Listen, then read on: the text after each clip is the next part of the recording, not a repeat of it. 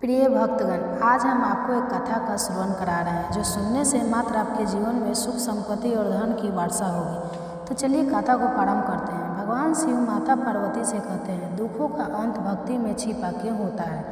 फिर माता पार्वती कहती है, हे देवों के देव महादेव, कृपया आप ही बताइए कि दुखों का अंत भक्ति में क्यों छिपा होता है। फिर भगवान शिव कहते हैं, हे प्रिय, आज मैं आपको एक कथा सुनाने जा रहा हूँ, कृपया इसे ध्यान से सुनें। अगर आप इस कहानी सुन रहे हैं तो पूरा सुनिए। इस कथा को आधा अधूरा छोड़कर जाने की गलती मत करिएगा, क्योंकि इस पवित्र कथा को पूरा सुनने से मनचाहा फल की प्राप्ति होगी। इसलिए इस कथा को पूरा सुनें। आप शिव भक्त हैं तो भोलेनाथ का अनादर न करें। तो चलिए कथा प्रारंभ करते हैं। एक समय की बात है, गंगा के पार बसे एक गाँव में दो महिलाएं रहती थी। उनमें से एक का नाम शिव था और दूसरे का नाम शिवप्रिय था।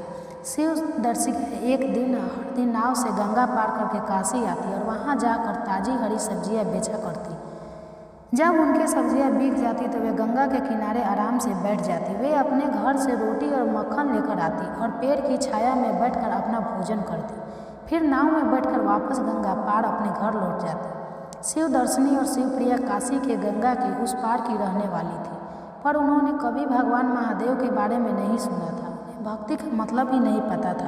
वे तो बस सब्जियां बेचकर अपना जीवन यापन करती थी। एक दिन शिव दर्शनी और शिवप्रिया सब्जियां बेचने काशी आई और उस दिन उनकी सब्जियां बहुत जल्दी बिक गई। अरे बहन शिव दर्शन, आज तो हमारी सब्जियां बाकी दिनों से भी जल्दी बिक गई। शिवप्रिया ने कहा, हाँ बहन, आज तो सब्जियां वाकई में जल्दी बिक गई। अब हम क्या करें। शिव दर्शन ने जवाब दिया, हाँ बहन, अब घर जाकर भी हम क्या करेंगे। अरे देखो शिवप्रिया, सामने वाले महादेव मंदिर में कथा हो रही है। अरे बहन शिव दर्शनी, यह कथा क्या होती है। बहन, मुझे भी नहीं पता कि कथा क्या होती है, लेकिन सभी कहते हैं कि कथा होती है, तो चलो आज हम भी सुन लेते हैं कि कथा क्या होती है। शिव दर्शनी और शिवप्रिया दोनों महादेव मंदिर में कथा सुनने के लिए चल पड़ी। महादेव मंदिर में पहुंचकर वे भक्त के बीच बैठ गई और कथा सुनने लगी। कथा में गुरु जी प्रेम पूर्वक भगवान शिव की बातें सुना रहे थे। उन्होंने भक्तों से कहा, जिसने भगवान शिव से प्रेम नहीं किया उसका जीवन व्यर्थ है। जिसका प्रेम भगवान शिव के चरणों में नहीं हुआ उसका जीवन व्यर्थ है। भगवान शिव को पाना ही इस मनुष्य जीवन का असली उद्देश्य है। यह मनुष्य जीवन हमें सिर्फ भगवान शिव की प्राप्ति के लिए ही मिला है, लेकिन इस दुनिया में हर कोई पैसे जमा करने में व्यस्त है। वे भूल गए हैं कि इस जीवन में आने का असली मकसद क्या था। जब गुरु जी ने इसे समझाया तो शिव दर्शनी और शिवप्रिया दोनों प्रभावित हुए। शिवप्रिया ने कहा, देखो गुरु जी ने आज क्या कहा है कि हर भगवान महादेव के प्रति प्रेम नहीं है, यह जीवन व्यर्थ है। तो शिव दर्शनी ने पूछा, क्या हमारा जीवन में व्यर्थ जा रहा है। हाँ बहन, ऐसा ही लगता है। तुमने कभी महादेव को देखा है। शिव दर्शनी ने पूछा।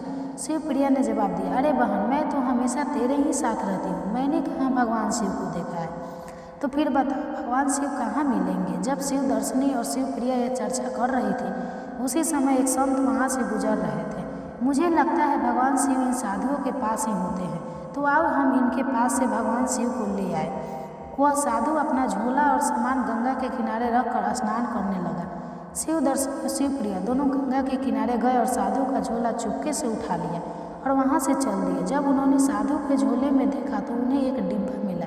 जैसे ही उन्होंने डिब्बा खोला, उसके अंदर शिवलिंग बैठे थे। शिवलिंग को देखकर शिवप्रिया ने कहा, बहन शिव दर्शन, देखो भगवान शिव मिल गए, यह शिवलिंग है। इस पर शिव दर्शनी रोने लगी और शिवप्रिया ने कहा, अरे बहन शिव संगीत दर्शिका है, मुझे तो लगता है ये साधु बाबा भगवान शिव को डराता धमकाता है। पर हे भोलेनाथ प्रभु, अभी तो साधु बाबा यहाँ नहीं है, वो तो स्नान कर रहा है, आप यहाँ विराजमान हो जाइए। शिव दर्शनी ने देखा कि शिवलिंग अच्छी तरह से बैठ गए। उसे लगा कि डिब्बे में बंद रहने की वजह से हिल डोल रहे हैं। उसे समझ नहीं आया कि साधु बाबा ने शिवलिंग को कब से इस छोटी सी जगह में बंद कर रखा था। फिर शिव दर्शनी ने फैसला किया कि वह शिवलिंग को गंगाजल और दूध से स्नान कराएगी। इसके बाद शिव दर्शनी ने अपने पास से दूध निकाला और गंगा जल लेकर महादेव को स्नान कराने लगी। जब भगवान शिव ने उनके प्रेम को देखा तो वे उनकी सादगी और सरलता से प्रसन्न हुए और अपने भक्त से प्रेम में वह प्रसन्न हो गए। शिवप्रिया ने देखा कि भगवान शिव प्रसन्न दिख रहे हैं। फिर उसने सोचा कि वे बहुत भूखे भी होंगे और उसे नहीं पता कि उस साधु बाबा ने उन्हें खाना खिलाया भी है या नहीं। तो उसने तय किया कि वह उन्हें खाना खिलाएंगे। शिव दर्शनी और शिवप्रिया ने भांग धतूरा लाकर भगवान शिव के आगे चढ़ाना शुरू किया। उसी समय स्नान करके साधु बाबा वहाँ पहुँच गए। साधु को देख शिव दर्शनी और शिवप्रिया वहाँ से भागने लगी थोड़ी देर जाकर वे रुकी और बोली, अरे साधु बाबा, भगवान शिव को इतना न डराओ धमकाओ, तुमने तो बेचारे भगवान शिव को डरा धमका रखा है। वे डिब्बे में बैठे थे, हमने उनको बाहर विराजमान कर दिया है, अब तुम उनको बक्से में बंद मत करना। जब साधु ने शिवलिंग को देखा तो वह धरती पर विराजमान हो चुके थे। इस चमत्कार को देख साधु बाबा उन दोनों महिलाओं को रोकने के लिए उनके पीछे दौड़े और बोले, रुक जाओ, भागो मत, मैं तुम्हें कुछ नहीं कहूँगा। लेकिन वे दोनों नहीं रुकी। उन्हें लगा कि साधु बाबा उन्हें पकड़कर मार डालेंगे। अगले दिन शिव दर्शनी और शिवप्रिया काशी सब्जी बेचने आई और उनकी सब्जियां जल्दी बिक गई। फिर वे महादेव मंदिर में कथा सुनने चली गई। कथा में गुरुजी ने भगवान शिव के नाम की महिमा का बखान किया और कहा, भक्तों, अगर आप ओम नमः शिवाय का जाप करोगे तो भवसागर से पार हो जाओगे। इसलिए भगवान शिव के नाम का जाप हमेशा करते रहना चाहिए। यही नाम हमें भवसागर से पार ले जाएगा। आज की कथा सुनने के बाद वो दोनों घर जाने लगे। शिव दर्शनी ने कहा, तूने सुना, आज गुरुजी ने कहा कि ओम नमः शिवाय का जाप करो तो भवसागर से भी पार हो जाओगे। तो बहन, जब राधे श्याम का नाम लेने से इतना बड़ा सागर पार हो सकता है तो हम यह नदी क्यों नहीं पार कर सकते? हाँ बहन, हम तो रोज़ इस पार से उस पार जाते हैं और हमारे इस रुपये रोज़ नाव के किराए में चले जाते हैं। अब हम भी ओम नमः शिवाय जपेंगे और बिना पैसा खर्च किए नदी पार कर जाएंगे। शिव दर्शनी और शिवप्रिया ने गुरु के शब्दों पर भरोसा किया और ओम नमः शिवाय जपते हुए गंगा की ओर बढ़ने लगे। दोनों ओम नमः शिवाय जपते हुए सचमुच पानी के ऊपर चलने लगे और गंगा को पार कर लिए। अब शिव दर्शनी और शिवप्रिया का महादेव के प्रति प्रेम और विश्वास और भी गहरा हो गया और वे महादेव की भक्ति में लीन हो गए। एक दिन शिव दर्शनी ने कहा, बहन शिवप्रिया, हमें गुरु जी की कृपा से महादेव की शक्ति मिली है और उनके कहने पर हमने नाम जपते हुए गंगा को पैदल पार किए हैं, जिससे हमारे पैसे भी बचे हैं। तो बहन, क्यों ना हम गुरु जी को घर बुलाकर उन्हें भोजन कराएं? ठीक है बहन, तुम गुरु जी को बुला लाओ और मैं यहाँ भोजन की व्यवस्था करती हूँ, शिवप्रिया ने कहा। इसके बाद शिव दर्शनी महादेव मंदिर गई और गुरु जी से बोली, गुरु जी, हम चाहते हैं कि आप हमारे घर आए, हम आपको भोजन कराकर दान दक्षिणा देना चाहते हैं। गुरु जी ने शिव दर्शनी की बात मान ली और कहा, ठीक है बेटी, मैं तुम्हारे घर आने के लिए तैयार हूँ। फिर शिव दर्शनी गुरु जी को महादेव मंदिर से लेकर आई और वे दोनों गंगा तट पर पहुँच गए। जब गुरु जी ने देखा कि गंगा के किनारे पर कोई नाव नहीं है तो उन्होंने शिव दर्शनी से पूछा, बेटी, तुम मुझे गंगा कैसे पार कराओगी? यहाँ तो कोई नाव भी नहीं है। शिव दर्शनी ने उत्तर दिया, गुरु जी, आपने ही हमें सबसे बड़ी नाव दी है। जिस तरह हम दोनों बहनें ओम नमः शिवाय का जाप करते हुए गंगा पार कर लेते हैं, वैसे ही गुरु जी आप भी कर सकते हैं। इसके बाद शिव दर्शनी ओम नमः शिवाय का जाप करते हुए पानी में चलने लगे। कुछ दूर जाने के बाद जब उसने पीछे मुड़कर देखा तो गुरु जी अभी भी किनारे पर खड़े थे। शिव दर्शनी ने पुकारा, गुरु जी, आप आगे क्यों नहीं आ रहे हैं? आइए। गुरु जी ने सोचा कि इस किनारे पर गंगा का पानी शायद कम है और इस विचार के साथ वे आगे बढ़ने लगे। जैसे ही उन्होंने पानी में कदम बढ़ाया, वे कमर तक पानी में डूब गए। गुरु जी ने हैरानी से कहा, यहाँ तो पानी बहुत गहरा है और यह दोनों बहनें पानी पर कैसे चल रही है? यह कोई सामान्य स्त्री नहीं है, यह तो कोई चुड़ैल लगती है, पानी में चल सकती है। गुरु जी को पानी में तैरता देख शिव दर्शनी उन्हें बचाने के लिए वापस लौटती है। शिव दर्शनी जब गुरु जी के पास पहुंचती है तो उनका हाथ थाम कर उन्हें साथ ले चलती है। गुरु जी चिल्लाते हैं, मुझे छोड़ो, तुम मुझे क्यों ले जा रही हो? तुम मुझे क्यों मारना चाहती हो? शिव दर्शनी गुरु जी की बातों का उत्तर नहीं देती है और बस ओम नमः शिवाय का जाप करती रहती है। गुरु जी सोचते हैं, यह मुझे गंगा के बीच में ले जाकर मार देगी, लेकिन शिव दर्शनी गुरु जी के साथ लेकर गंगा पार कर जाती है। गुरु जी पूछते हैं, हम गंगा पार कर चुके हैं, लेकिन तुम मुझसे इतना डर क्यों रहे हो? गुरु जी उससे पूछते हैं, तुम कौन हो? मैंने तुम्हारा क्या बिगाड़ा है? क्या तुम चुड़ैल हो या भूतनी? शिव दर्शनी जवाब देती है, गुरु जी, मैं ना तो चुड़ैल हूँ और ना ही भूतनी, मैं तो आपकी शिष्य हूँ। गुरु जी हैरान होते हैं और पूछते हैं, मैंने तो कब तुम्हें शिष्य बनाया? शिव दर्शनी उत्तर देती है, आपने कथा में बताया था कि ओम नमः शिवाय का जाप करने से भवसागर पार हो जाता है, तो हमने सोचा कि गंगा भी पार की जा सकती है। अब हम रोज़ ओम नमः शिवाय का जप गंगा पार कर सकते हैं, हमें नाव की ज़रूरत नहीं है। गुरु जी शिव दर्शनी की बात सुनकर चकित हो जाते हैं और कहते हैं, बेटी, तुमने अपने गुरु के वचनों पर और प्रभु पर इतना दृढ़ विश्वास रखा कि इसके बल पर तुमने गंगा के पानी पर चलकर गंगा पार कर ली।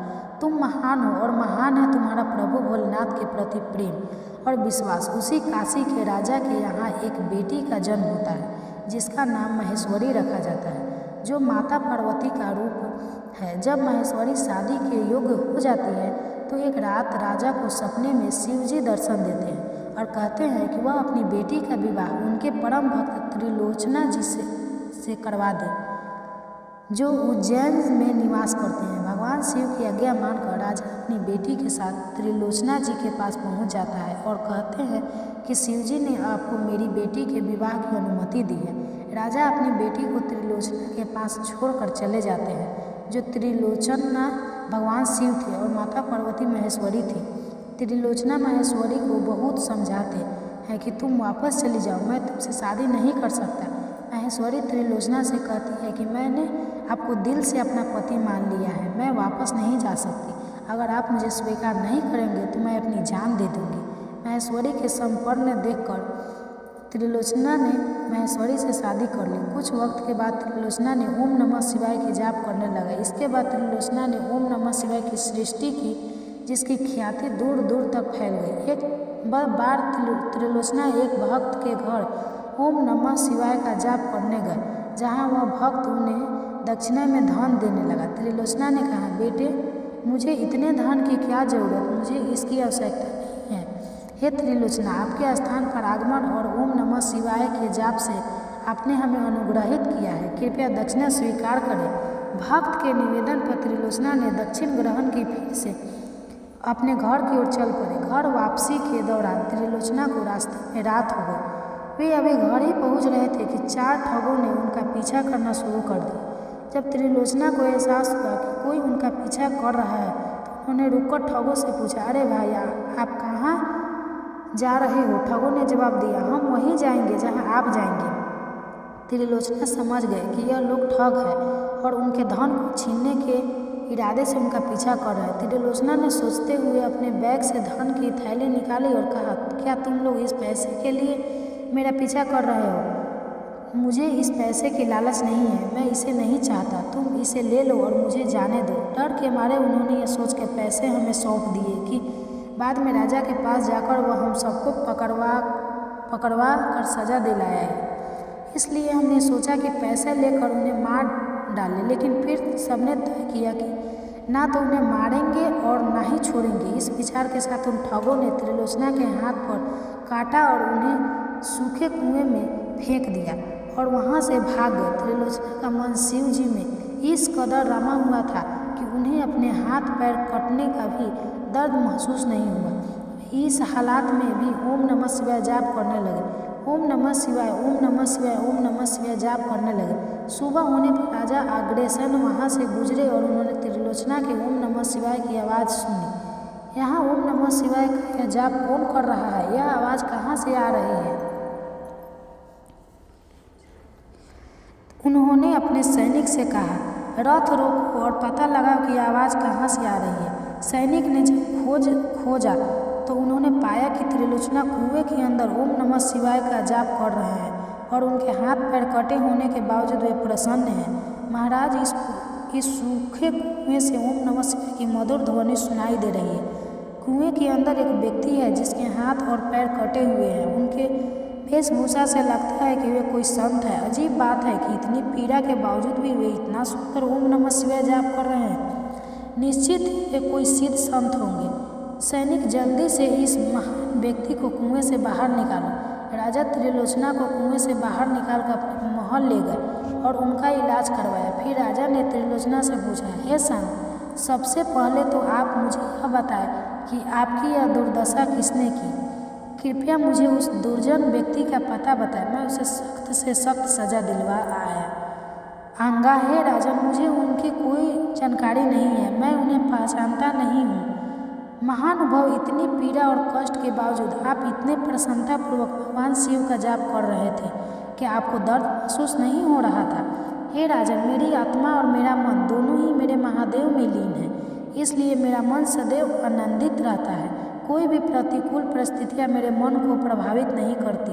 हे महात्मा संत, जब तक आज आप पूरी तरह से स्वस्थ नहीं हो जाते तब तक आप मेरे महल में ही रहिए। कुछ समय बाद त्रिलोचना पूरी तरह से स्वस्थ हो गए और राजा के अनुरोध पर उन्होंने सत्संग करना शुरू किया। हे महात्मा संत, आप तो महादेव के प्रेम में लीन है और एक महान संत है, लेकिन मैं तो एक रजोगुण राजा हूँ। मेरा उद्धार कैसे होगा? हे राजन, तुम साधु संतों की सेवा करो, उनकी जो भी आवश्यकताएं हो उन्हें पूरा करो। संतों की सेवा से ही तुम्हारा कल्याण होगा। राजा जी ने त्रिलोचना की अनुमति प्राप्त कर साधुओं की सेवा में जुट गए। उनकी संत सेवा की प्रसिद्ध चारों ओर फैल गई और साधु संत दूर दूर से उनके महल में आने लगे। राजा ने संतों की हर इच्छा को स्वीकार किया। यह खबर उन 4 ठगों तक भी पहुंची। वे संतों का भेष धर कर वहाँ आ गए। त्रिलोचना ने उन्हें देखते ही पहचान लिया।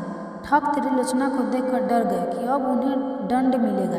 राजा से त्रिलोचना ने कहा कि इन संतों का विशेष सत्कार करें और उनकी हर मांग को पूरा करें। उनकी हर आज्ञा का पालन होना चाहिए। उन ठगों ने राजा को खूब सारा धन ले लिया और राजा ने उनकी सभी मांगों को पूरा किया। राजा से त्रिलोचना ने कहा कि हम आपकी संत सेवा से बहुत खुश हैं। ठीक है, अब हम निकलते हैं। संतों, आपके पास तो खूब सारा सामान है, आप इतना सब कैसे उठा कर ले जाएंगे? और आपके पास तो बहुत सारा कीमती सामान है। मैं अपने सिपाहियों को आपके साथ भेज रहा हूँ। महाराज, आप चिंता न करें, हम यह सारा सामान खुद ही उठा कर ले जाएंगे। आप मेरी बात समझें। मेरे सैनिक आपको सुरक्षित आपके गंतव्य तक पहुँचा देंगे। राजा के सिपाही सामान लेकर उन ठगों के साथ चल पड़े। जब ठगों ने देखा कि उनका स्थान आने वाला है तो उन्होंने रुक कर कहा, अब हमारा स्थान पास ही है, हम वहाँ खुद चले जाएंगे। अब आप सब अपने महल वापस जाइए। हे संतों, हम आपसे कुछ पूछना चाहते हैं। राजा के दरबार में अक्सर संत महात्माएं आते जाते हैं, लेकिन हमारे राजा के गुरुदेव ने जितनी महत्वपूर्ण आपको दी है उतनी किसी और साधु संत को नहीं दी। संतों की कृपया आप हमें बताएं कि राजा के गुरुदेव से आपका क्या संबंध है जो आपको इतनी महत्वपूर्ण दी है। सैनिक की यह बात सुनकर ठगों ने कहा, देखो, यह बहुत ही गोपनीय बात है, हम तुम्हें बता रहे हैं, पर तुम इसे किसी और से मत कहना। जहाँ तुम्हारे राजा के गुरुदेव रहते हैं, उन्होंने वहाँ एक गंभीर अपराध किया जिसके लिए राजा ने मौत की सज़ा सुनाई थी, लेकिन हम संतों की बात मानकर राजा ने सज़ा को हल्का कर दिया और मौत की जगह उनके हाथ पैर काट कर उन्हें छोड़ दिया। हमने उन्हें मौत के मुंह से बचाया, इसलिए वे हमसे इतना प्रेम करते हैं। लेकिन उन ठगों के कारण इतनी बड़ी झूठ धरती सह नहीं सकी और फट गई, जिसमें चारों ठग समा गए और उनकी मौत हो गई। यह दृश्य देखकर सैनिक आश्चर्य हैरान रह गए। सैनिक ने जाकर यह सब राजा को बताया। राजा इस घटना को सुनकर बहुत चिंतित हो गए। जब त्रिलोचना को उन ठगों की मौत की खबर मिली तो वे बहुत दुखी हुए और धरती पर गिरकर रोने लगे। अपने हाथ पैर पटकने लगे और शिव से पूछने लगे कि उन्होंने उन्हें क्यों नहीं माफ़ किया, उन्हें क्यों मारा। त्रिलोचना के इस तरह विलाप करने पर एक अद्भुत घटना घटी। उनके हाथ पैर वापस आ गए। जब राजा उनके पास आए तो उन्होंने इस अद्भुत चमत्कार को देखा। उन 2 घटनाओं के बाद राजा ने त्रिलोचना से सवाल किया, हे संत महात्मा, कृपया मुझे इन दोनों घटनाओं का रहस्य बताइए। धरती क्यों फटी और उसमें 4 संत कैसे समा गए और आपके हाथ पर यह कैसे आए? तब त्रिलोचना ने राजा को सारी बातें विस्तार से बता दी। अब तक राजा को पता नहीं था कि वह त्रिलोचना है जिसकी ख्याति चारों ओर फैली हुई थी। यह जानकर राजा बहुत खुश हुआ और त्रिलोचना से बोला, हे संत महात्मा, आपके यहाँ रहने से मेरे नगर में प्रेम और भक्ति का वातावरण बन गया है। हे संत महात्मा, मेरी इच्छा है कि आप हमेशा के लिए मेरे महल में रहें और अपने द्वार ओम नमः शिवाय का जाप रोज सुनाकर भक्ति का आनंद प्रदान करें। राजा ने त्रिलोचना की धर्मपत्नी महेश्वरी को भी महल में बुला लिया। महेश्वरी रानी के समीप राजा महल में निवास करने लगी। एक दिन रानी और महेश्वरी एक साथ बैठकर वार्तालाप कर रही थी। उस समय रानी ने कहा, जब मेरे भाई युद्ध में शहीद हो गए तब मेरी भाभी ने भी उनके साथ सती होकर अपना पतिव्रता धर्म का पालन किया। महेश्वरी ने यह सुनकर कोई विशेष प्रतिक्रिया नहीं दी। उन्होंने कहा कि पति के देहांत के बाद उसके साथ अग्नि में प्रवेश करना पतिव्रता का एक रूप है, लेकिन इससे भी उत्कृष्ट पतिव्रता यह है कि जब पति की आत्मा शरीर छोड़ दे तो पत्नी की आत्मा भी उसी क्षण शरीर त्याग कर उसके साथ चली जाए।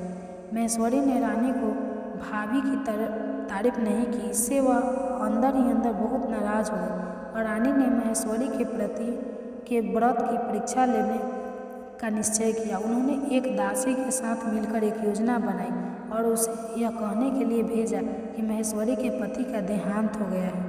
रानी ने महेश्वरी को त्रिलोचना से दूर एक बगीचे में ले जाकर बैठा दिया और फिर वहाँ दासी आ गई। महारानी कुछ अनर्थ हो गया। दासी, क्या हुआ दासी, तुम इतनी घबराई क्यों हो?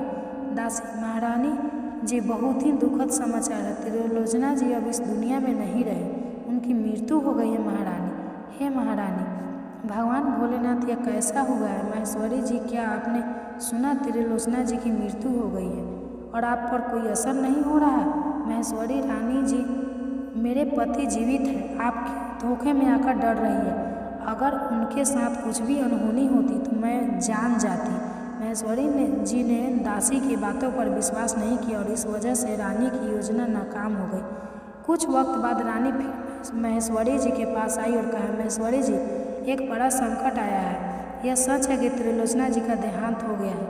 महेश्वरी जी समझ गई कि रानी उनके पतिव्रता होने की परीक्षा ले रही है। इस परीक्षा में खड़े उतरने के लिए पति की मौत की खबर सुनते ही महेश्वरी जी ने अपने प्राण त्याग दिए। महेश्वरी जी के मृत शरीर को देखकर रानी का चेहरा बिना रंग का हो गया। रानी बहुत डर गई और उन्होंने फौरन जाकर इस घटना की जानकारी राजा को दे दी। अरे पापी नारी, तूने यह कैसे कर दिया? तूने हमारी गुरु माँ की जान ले ली। अब मैं अपने गुरु जी का सम्मान कैसे करूँगा? राजा ने अपनी पत्नी के किए गए प्रस्ताव करते हुए आग में लेकर अपनी जान देने का फैसला किया। तब त्रिलोचना जी ने राजा को ऐसा करते हुए देखा तो उन्होंने राजा से जीवन त्यागने का कारण जानना चाहा। तब राजा ने पूरी घटना त्रिलोचना जी को बताई। इस पर त्रिलोचना जी ने राजन, तुम्हारा इस तरह जीवन त्यागने से मेरी पत्नी वापस नहीं आएगी, तो मुझे महेश्वरी के पास ले चलो। फिर राजा त्रिलोचना जी को महेश्वरी के पास ले गया। हे संत महात्मा, मुझे माफ़ कर दीजिए, मेरी ही बेवकूफ़ी की वजह से यह सब हुआ है। महेश्वरी, जागो, तुम ऐसे क्यों सो रही हो? फिर त्रिलोचना जी ने ओम नमः शिवाय का जाप किया और तंत्रबकम यजमाहे सुगंधि पुष्टिवर्धम उर्वारुकर्मम वंदनम मृत्योर मूर्छिए या मंत्र सुनाकर महेश्वरी फिर से जीवित हो उठी। इस अद्भुत घटना के बाद त्रिलोचना जी ने राजा से कहा, हे राजा, हमें इस महल में ठहरना उचित नहीं लगता। हम अब यहाँ नहीं रह सकते। हम दोनों अब यहाँ से जा रहे हैं। वैसे भी एक साधु को किसी एक स्थान पर ज़्यादा समय तक नहीं रहना चाहिए। आप भजन और संतों की सेवा में लगे रहें। ऐसा कहकर त्रिलोचना जी अपनी पत्नी के साथ वहाँ से चले गए। फिर भगवान शिव और माता पार्वती कैलाश के लिए प्रस्थान कर गए। इस वीडियो को बोलते समय कोई त्रुटि हो तो मैं क्षमा चाहती हूँ। उम्मीद है आप सभी को यह वीडियो अच्छी लगी होगी। अगर आप शिव के सच्चे भक्त हैं तो चैनल को सब्सक्राइब और वीडियो को लाइक करके कमेंट में हर हर महादेव लिख दीजिए। वीडियो देखने के लिए धन्यवाद।